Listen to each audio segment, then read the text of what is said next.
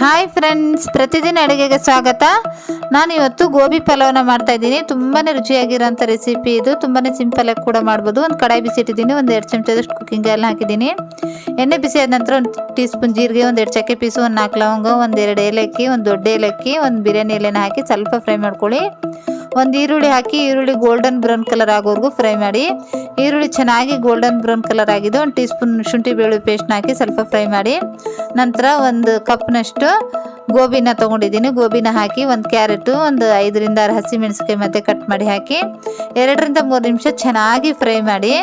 2 ರಿಂದ 3 ನಿಮಿಷ ಚೆನ್ನಾಗಿ ಫ್ರೈ ಮಾಡಿದ್ದೀನಿ. 1 ಟೀ ಸ್ಪೂನ್ ಖಾರ ಪುಡಿ, 1 ಟೀ ಸ್ಪೂನ್ ಚಿಕನ್ ಮಸಾಲ, ಒಂದು ಅರ್ಧ ಟೀ ಸ್ಪೂನ್ ಏಲಕ್ಕಿ ಪೌಡರು, 1/4 ಟೀ ಸ್ಪೂನ್ ಅರಿಶಿನ, ರುಚಿಗೆ ತಕ್ಕಷ್ಟು ಉಪ್ಪನ್ನ ಹಾಕಿ 1 2 ಟೊಮೆಟೊ ಹಣ್ಣು ಹಾಕಿ ಮಿಕ್ಸ್ ಮಾಡಿ ಮುಚ್ಚಳ ಮುಚ್ಚಿ ಸಿಮ್ನಲ್ಲಿ 3 ರಿಂದ 4 ನಿಮಿಷ ಬೇಯಿಸಿ.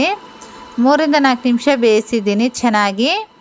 ನಂತರ 1 ಕಪ್ ಅಕ್ಕಿನ ನೆನೆಸಿಟ್ಟಿದ್ದೆ. ಒಂದು 10 ನಿಮಿಷ ನೆನೆಸಿಟ್ಟಿರೋವಂಥ ಅಕ್ಕಿನ ಹಾಕಿ 1 ರಿಂದ 2 ನಿಮಿಷ ಫ್ರೈ ಮಾಡಿ. ಈ ಥರ ಫ್ರೈ ಮಾಡೋದ್ರಿಂದ ಟೇಸ್ಟ್ ಚೆನ್ನಾಗಿ ಬರುತ್ತೆ. ಒಂದು ಕಡೆ ನೀರನ್ನ ಬಿಸಿ ಇಟ್ಟಿದ್ದೆ. 1 ಕಪ್ ಅಕ್ಕಿಗೆ 2 ಕಪ್ ನೀರನ್ನ ಬಿಸಿ ಇಟ್ಟಿದ್ದೆ.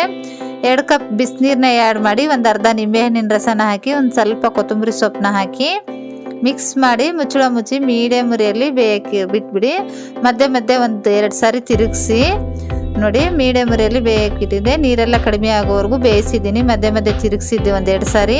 ನೀರೆಲ್ಲ ಕಡಿಮೆ ಆಗಿದೆ. ಚೆನ್ನಾಗಿ ಮಿಕ್ಸ್ ಮಾಡಿ ಮುಚ್ಚಳ ಮುಚ್ಚಿ ಸಿಮ್ನಲ್ಲಿ 4 ರಿಂದ 5 ನಿಮಿಷ ದಮ್ ಬಿಟ್ಬಿಡಿ. 4 ರಿಂದ 5 ನಿಮಿಷ ದಮ್ ಬಿಟ್ಟಿದ್ದೀನಿ. ರೆಡಿಯಾಗಿದೆ. ಗ್ಯಾಸ್ನ ಆಫ್ ಮಾಡಿ. ನೋಡೋಕೆ ಎಷ್ಟು ಚೆನ್ನಾಗಿ ಕಾಣಿಸ್ತಾ ಇದ್ದೋ ಅಷ್ಟೇ ರುಚಿಯಾಗಿದೆ. ತುಂಬಾ ರುಚಿಯಾಗಿರೋಂಥ ಈ ಗೋಬಿ ಪಲಾವ್ನ ಖಂಡಿತ ಟ್ರೈ ಮಾಡಿ. ಈ ರೆಸಿಪಿ ಇಷ್ಟವಾದರೆ ಲೈಕ್ ಮಾಡಿ, ಶೇರ್ ಮಾಡಿ.